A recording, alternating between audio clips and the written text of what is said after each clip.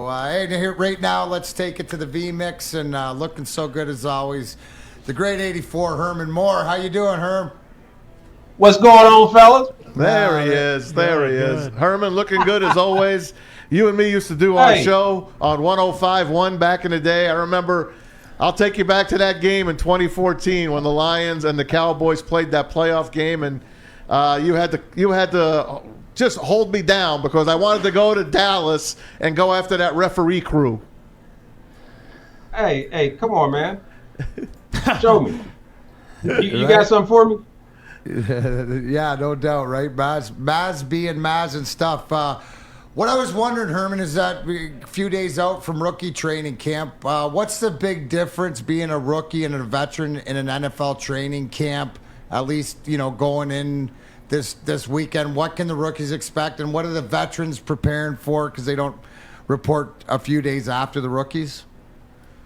Hey, Dmac. So I came in with these sunglasses on because this is how they come in. You come in thinking that the world is yours, but what happens quickly is like this.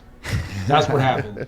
Your eyes get big. But you know what? I think the expectation is going to be these players got to come in. They got to come prepared to learn. It's not about coming in really to impress.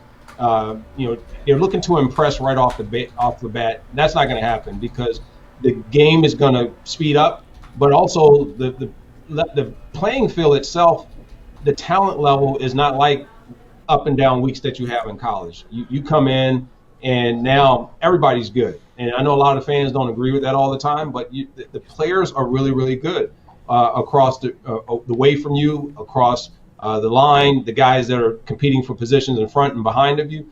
And so this is going to be an interesting take to see how now they're going to handle this and how they're going to bring these players along. How's it going, Herman? Nice to have you on. I got a question for you. Just being around the rookies, especially this year, we go back and forth who we're most excited to see. Just you being there, who's one guy that stands out most to you? From a rookie standpoint? Yes. None. Rookies, they don't really stand out because I look and I see a lot of eyeballs and I see a lot of guys that are trying to catch up. That's the biggest part. They're trying to really absorb and figure out really what the playbook's going to look like and how they're going to play a role, how they're going to impact that team. Without that, no one really, in my opinion, you get guys, you can say from a talent standpoint, this player is fast. This player has speed. This player has come from this conference or that conference. But at the most part, who's going to stand out is not until you really get into that competition. I mean, I really don't see anyone that just jumps off the page at me right off the bat.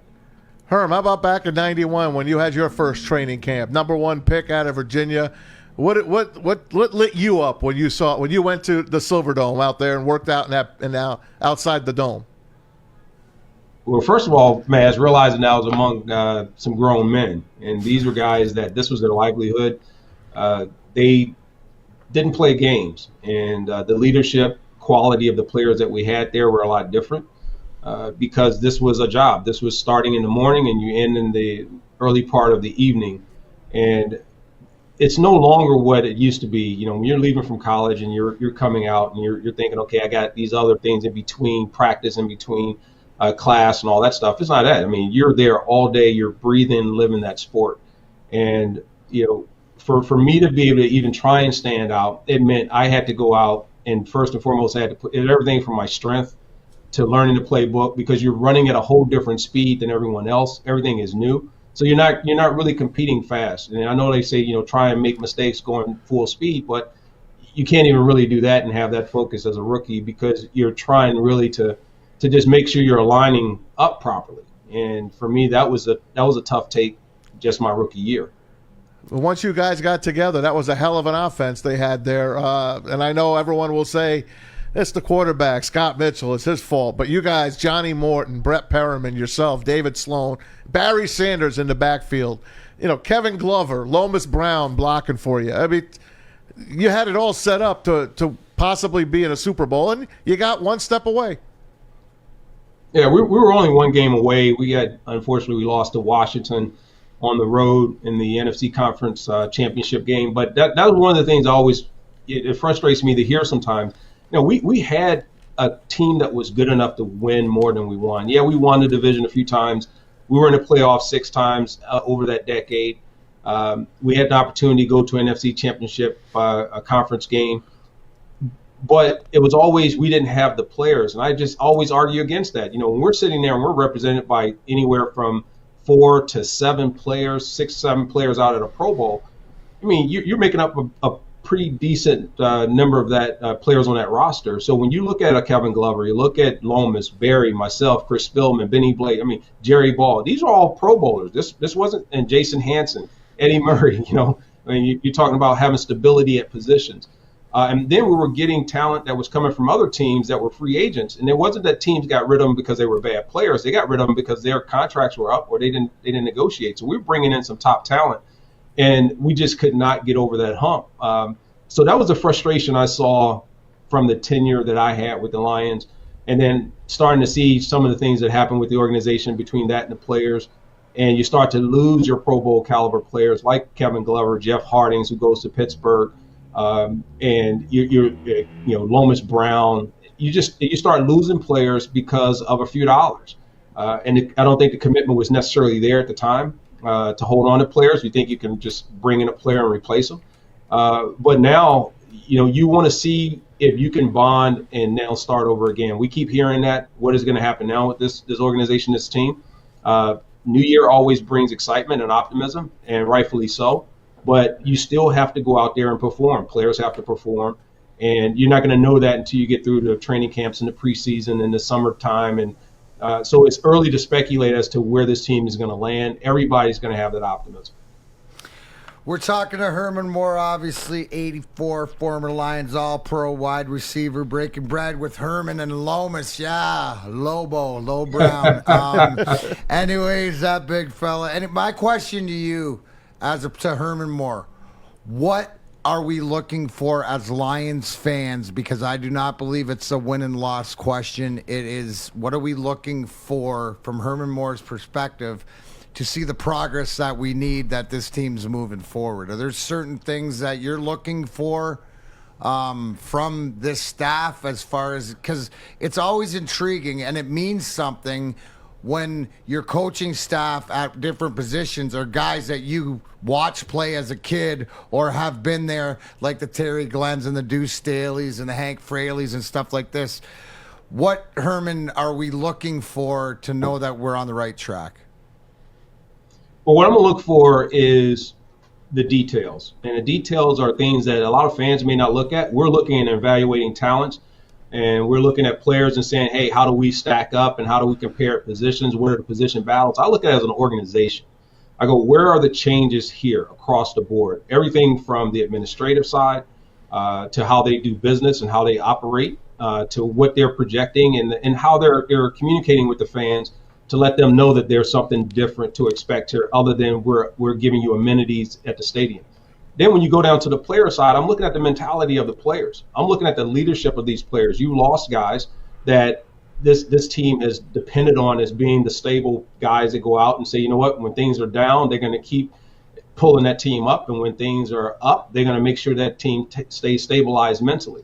It is sometimes those are the things that get out of hand. We've seen extremely talented players that are on teams that never make it over the top. And a lot of that comes because there's the other smaller pieces that the attention to the detail is not there. And so, D, what I'm looking at is where the leadership going to come from? How involved does Dan have to be as a coach to make sure these guys are playing well and doing those things? Can they self-lead? Can they self-correct when they're making mistakes? The coaches are there to just give them information. How well is that being received? What are the communication and also the not just the communication, but the relationship between the player and the coaches? That goes sideways. It doesn't matter how well a player plays. So I'm trying to see if really there's a commitment here to change the relationship between the players, the communication with the organization, the players wanting to play for the organization and not feeling like they're separate and sitting on the sideline and it's us against them. And then also, how are the organization going to continue to cater to the fans and not just tell them, okay, we're giving you best players because we went and we spent draft picks like everybody else. We got free agents like everyone else, and we're making upgrades like everyone else. But, hey, here's what you can truly see and that's tangible that makes us different. Herman Moore joining us. We're going to take a quick break. When we come back, I just want to ask him about the coaching staff back when he was there. He went through quite a few of them. And I want to talk about breaking bread with Herman and Lomas. Keep it right here on Woodward Sports. You're listening to The Hook. All right, we're back on The Hook on Woodward Sports Network. Tom Mazaway, Darren McCarty, and Jeff here. Herman Moore on the other side. And H-Man, we left you before. You were talking about this coaching staff, which is a heck of a staff that Dan Campbell put together. But you walked in, you had Wayne Fonts, and then you had a bunch of other guys. Bobby Ross came in, and we can go on and on. What was that like, playing for that many guys when that team was as close as it was to winning a championship? It was difficult. We played. You can see the consistency when we played under a guy like Wayne Fonts. He was someone that, whether you like him or not, players coach, they want to name him that. They want to say he was too lenient. I don't think that's the case. I think he allowed us to be men. A lot of people may disagree with that, but when you micromanage the players and you start to treat them like boys and not men, and you got to make sure there's accountability. Wayne did all those things, and while he was a jokester and he was the butt of the joke for a lot of conversation, he was really a coach that was big on discipline, more so than people realize. You look at Bobby Ross, he was more regimented. He went more towards, he wanted to lock everything down, and you really had no say. It was his way or the highway. Then you get Morningweg and the Millen era, and those guys that came in, and then all of a sudden the wheels fall off the wagon. And that's not being critical of them. I mean, the numbers are the numbers, and you just say it is what it is. I don't think that for myself and the other players, and even for this team, this organization, the consistency's been able to gel because there's always too many moving pieces, and there's never a look at stability that needs to happen at the most critical places. And when that doesn't occur, it doesn't matter. You're never all running together. You're always compensating somewhere. And hopefully now all those things are going to be intact, and they won't have to do that. Well, let me ask you this. Let's go back to our 105-1 days for a minute when we did the Lions pregame and postgame. And that Cowboy loss with Jim Caldwell on the sideline and the referees picking up the flag that day. Do you think, first of all, does that team, if it stays together, can it win the next year, which I think it can? And should they have kept Jim Caldwell more than they did? One, I think that was a critical play. That definitely, I think, destroyed the momentum they had in getting some of the players and keeping and retaining some of the players that they had, no doubt. That was big. Obviously, we all know that was a bad call on the pass interference, and that it just should not have happened.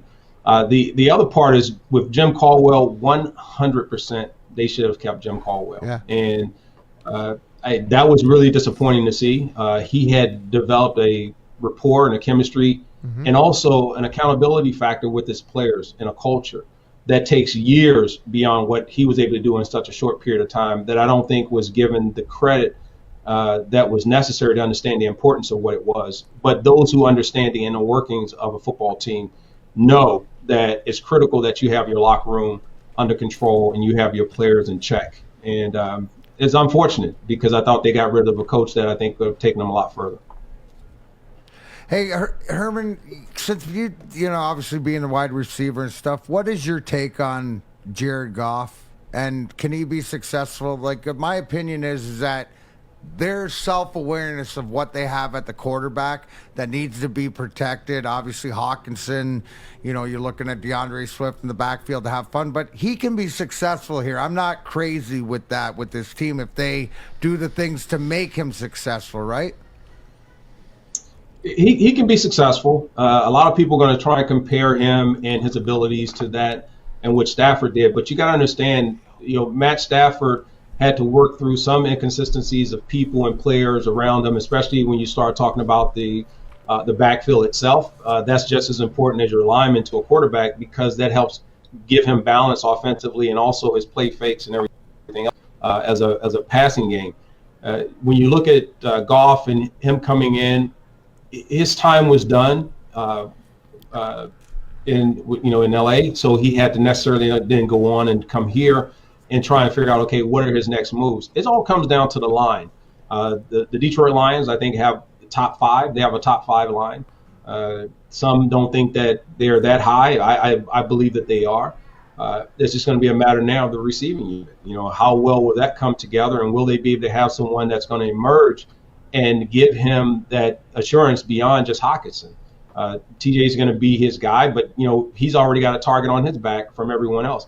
This is going to be interesting to see how they get him acclimated and get him pushed as far as Goff going in here. But I don't think that it's going to be easy because he's coming under the shadow of Matthew Stafford, right or wrong, good or bad.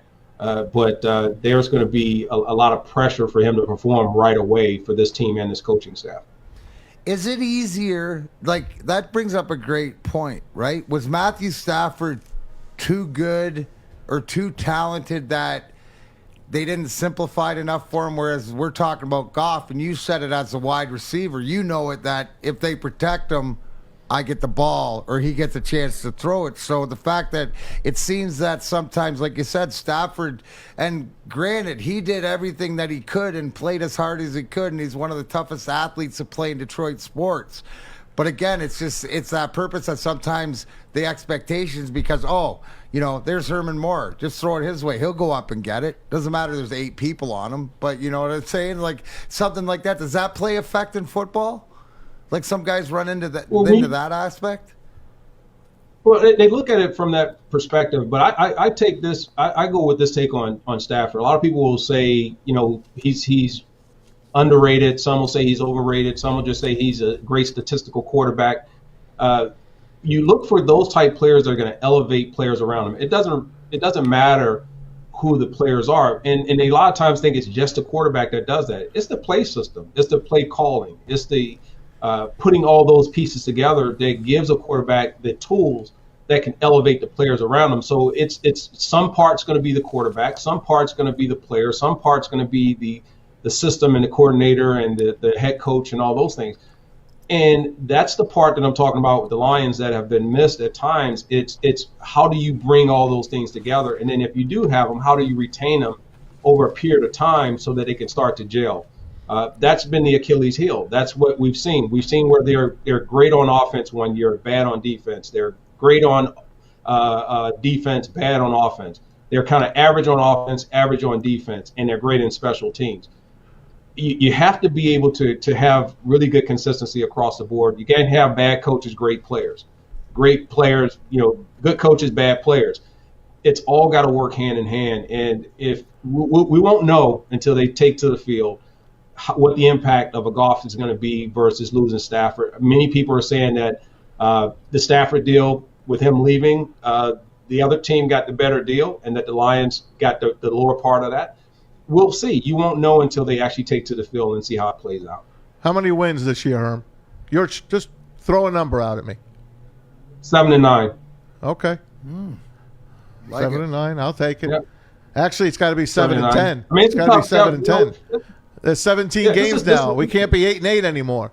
Well, I was going to give you one more and say maybe there was a tie. Okay, So, good. 7-9-1 as usual. I was giving you one more. All right. Hey, Herm. I was giving you one because I was going to go 8. I was going to go that there was going to be a little bit deeper. I know that the 17 and then they only have the 3 preseasons, but it's I don't know, man. It's going to be an interesting year with this team. I don't think it's all going to happen in 1 year. I hope it does. You really do as an alum. You want these guys to win, so I don't want anyone to take that in a negative sense. But at the same time, this isn't an easy schedule. This isn't a team that's been playing together for years and years and years, and all of a sudden they're the favorites as much as they got to come out and they're going to have to earn every bit of it. Hey, you and Lomas put together a nice little studio over there. I want to show people, in case they haven't seen it, Herman and Lomas Brown have a thing called Breaking Bread with Herman and Lomas. This is what it looks like. Check it out. Well, my number 5 was a guy, John Lynch, another Hall of Famer. This is a guy that would come down and give support on the run, and he seemed smaller when he was back Right. in the secondary, and then all of a sudden he starts getting closer to the line of scrimmage, and you start realizing this is a safety. Hey, Herm, that's looking good, man. Tell us a little bit about it. Who was the brainchild behind that? I think I know who it is. Well, always wanted a studio. I've always had to beg and plead and try and get on the air. I don't know why. I don't either. So I figured at some point we just got to build our own thing and go. And then I got with Chrissy Zavacar, and she started talking about us, being able to put some things together because she had done some work in the past in the NFL and working with local professional team, the Lions, and handling that. We feel that we had the team. We already had some talent. We knew a ton of people, both in market and out of market. And we just wanted to have fun. So Lo and I, we decided to come up with Breaking Bread because anyone who knows Lomas, he always asks you if you want to go break bread with him. I love that. And so we decided to do that, man, and build our own studio. We've just recently had our lights installed and some really, really cool things that are being put into the studio so we could do some pretty special things. But we do it all throughout our office. One day you have to come through. I know we're going to come down to your set as well, which we've been there before. Great job, by the way, that you guys are doing, sorely needed in our market. So outside of the normal channels. So it's been great to see. Thanks, Herman. Hey, tell people how they could find Breaking Bread with Herman and Lomas. Yep, you just go to @Breaking Bread HL, and you can get that on all the different social channels. And check us out. We're just getting started, but we have some really cool stuff coming on. I'm telling you, between that and technology and some fan giveaways, we even got a new fan platform that's coming out. I won't break it on air just yet, but it's going to be really cool with some really exciting giveaways that you can only get through us. So that's what's going to be cool about it. I love it, man. Hey, there's no bigger fan than I am of you guys. We love you. Keep up the great work, and we'll talk to you again. We're going to get you in studio, you and Lo. Tell the big fella we said hi. Hey, I appreciate it. And I'll go back to being a rookie. I'll go back to being my rookie. Hey, you never training camp. Listen, bro, you got too many veteran moves to ever go back to be a rookie, kid. Thanks, Herm. Thanks, Herman. Thanks, fellas. Herman Moore, the H-Man, number 84, one of the best in the biz. Going to be definitely in the Lions Hall of Fame. To me, he's a Hall of Fame guy. Finished up with the Giants. Wish he could have stuck it out with the Lions all those years, but things happen. Coaches change. You heard him, guys. Mac, he thinks Caldwell should have been here a little bit longer. Well, we all agree with that. I mean, after 9-7, I mean, how do you – it's not like we're used to success here. We don't want 9-7, they said. Here's the thing, though. In life, things happen, but you look at the way that it plays out, and if us going through the Quinn Tricia era and Caldwell sort of being the martyr to it to get to this point that gets us on the right track. It's unfortunate, but it's sort of, that's life.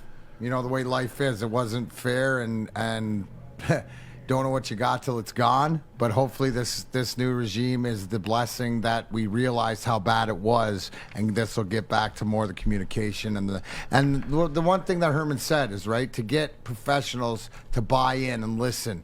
That's the hardest part, that it takes years to do and to be able to do it easier. So hopefully Dan Campbell has the same success. So if you want to be like Stanley Cup champion Darren McCarty, go to CoastPortland.com and get your Coast products today.